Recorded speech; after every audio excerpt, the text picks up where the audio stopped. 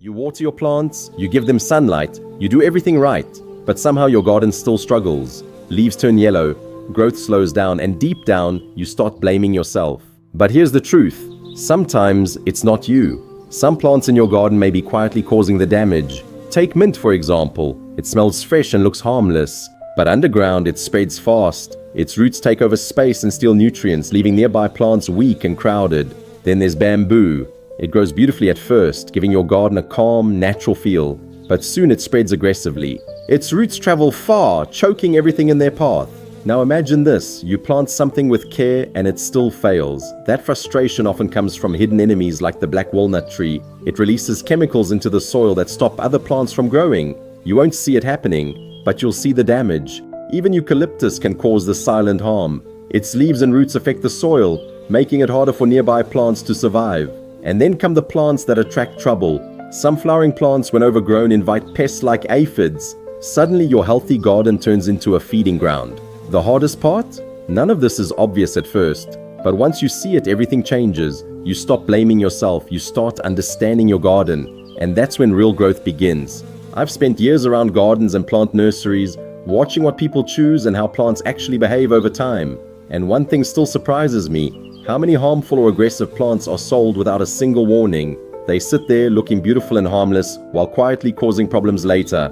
Many trusted organizations have already warned about this. They've listed plants that can harm other plants, damage soil balance, or even affect pets and people. But most gardeners never hear about it, and that's where the frustration begins. Because when something goes wrong, it doesn't feel like the plant's fault. It feels like yours. That's why this video matters. If you care about your garden's health and want to avoid these hidden mistakes, hit the subscribe button and turn on notifications. It helps this channel grow, and it might even save your garden one day. The silent spreaders you never see coming. You look at your garden and everything seems normal. Nothing looks obviously wrong. No pests, no broken stems, no dry soil. But slowly something begins to change. One plant stops growing, another starts turning pale. A third just gives up, and you're left wondering what is happening. This is where plants like mint quietly take control. At first, mint feels like a smart choice. It smells fresh, it grows fast. It even looks healthy all the time. You feel proud seeing it spread. But that's exactly the problem. Mint doesn't just grow, it invades. Its roots move quickly under the soil, spreading in every direction. You won't see it happening. There are no warning signs, but underneath it's taking more than its share. Water, nutrients, space. Your other plants don't stand a chance. They begin to compete, but mint is always one step ahead. Slowly they weaken, leaves lose color, growth slows, and eventually they stop thriving altogether. And you might think, maybe I didn't water enough. But the truth, they were being pushed out. Now think about bamboo. It starts off looking elegant, tall, peaceful, almost like it brings balance to your garden. But beneath that calm appearance is something much more aggressive. Bamboo spreads through underground stems called rhizomes. These travel far beyond where you planted it. Days pass, then weeks, and suddenly new shoots appear in places you never expected, near your vegetables, between your flowers, even through cracks. It doesn't ask for space, it takes it, and once it spreads, it becomes incredibly hard to control. Cutting it above ground doesn't stop it. The real growth continues underneath. You remove one shoot and two more appear. That's when frustration hits. You feel like you're losing control of your own garden. The invisible poison hiding in plain sight. Everything looks fine on the surface. The soil seems healthy. Sunlight is perfect. Watering is consistent. But still, some plants refuse to grow. Seeds don't sprout. Leaves curl for no clear reason. New plants struggle from the very beginning.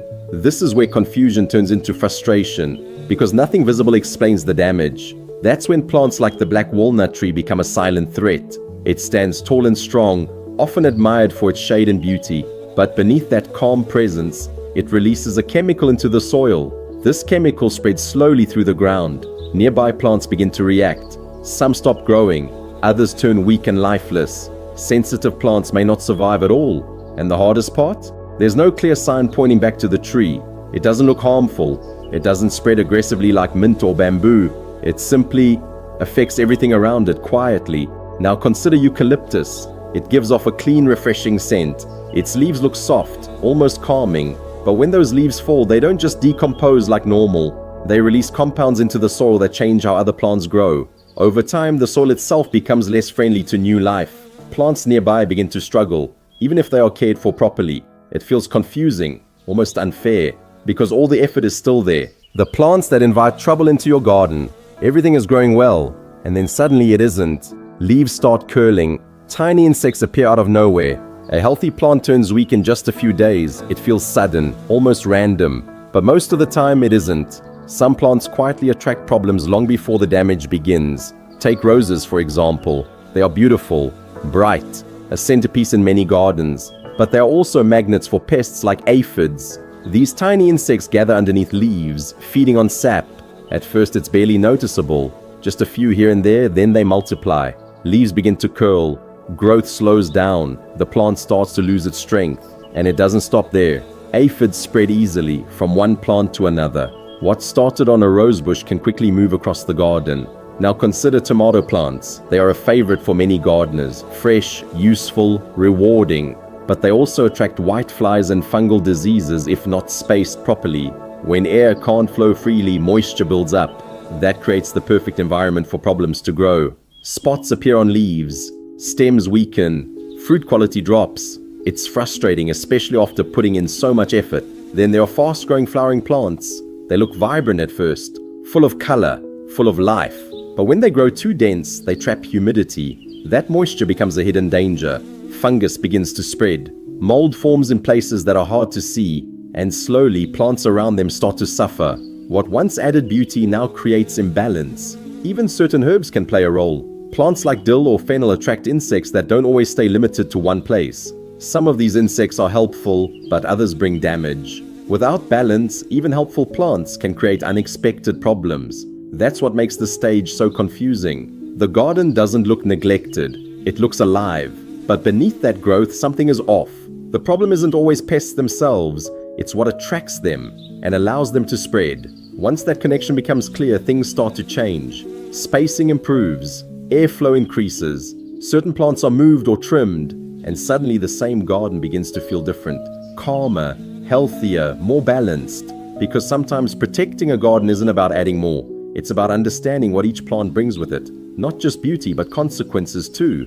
The mistake almost every gardener makes and how to fix it. At some point, it all starts to feel confusing. Plants are watered, sunlight is right, care is consistent, and still results don't match the effort. That's where most people begin to doubt themselves. Maybe the soil is wrong, maybe the timing is off. But in many cases, the real problem is much simpler. Plants are chosen for how they look, not how they behave. That one small mistake changes everything. A fast grower is placed next to a slow one.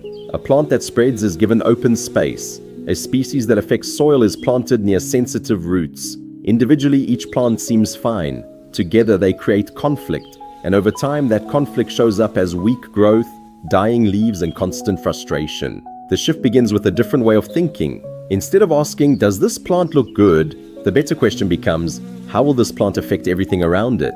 That one question prevents most problems before they even begin. Simple changes start to make a big difference. Aggressive plants like mint or bamboo are placed in containers where their roots stay controlled. Plants known to affect soil like eucalyptus or black walnut are kept at a distance from sensitive areas. Spacing becomes intentional, not random. Airflow is allowed to move freely between plants, reducing moisture buildup and disease. Regular checks become part of the routine, not just for watering, but for noticing patterns. Where is growth slowing down? Which areas struggle again and again? Those small observations reveal hidden issues early, and early awareness changes the outcome completely. The garden no longer feels unpredictable. It starts to make sense. Mistakes that once felt frustrating now feel like lessons, and slowly confidence begins to replace doubt. When everything finally clicks, this is where everything shifts. The struggle wasn't a lack of effort. It wasn't poor care. It was hidden interference, plants working against each other in ways that weren't obvious. Now, that hidden layer is visible, and that changes how every decision is made. Plants are no longer just decorations. They become part of a system that can either support growth or quietly destroy it. With the right awareness, that system starts working in harmony. Growth becomes stronger, health becomes consistent, and the garden finally feels alive in the way it was meant to. Not just surviving, but truly thriving. Tell me in the comments which plant surprised you the most.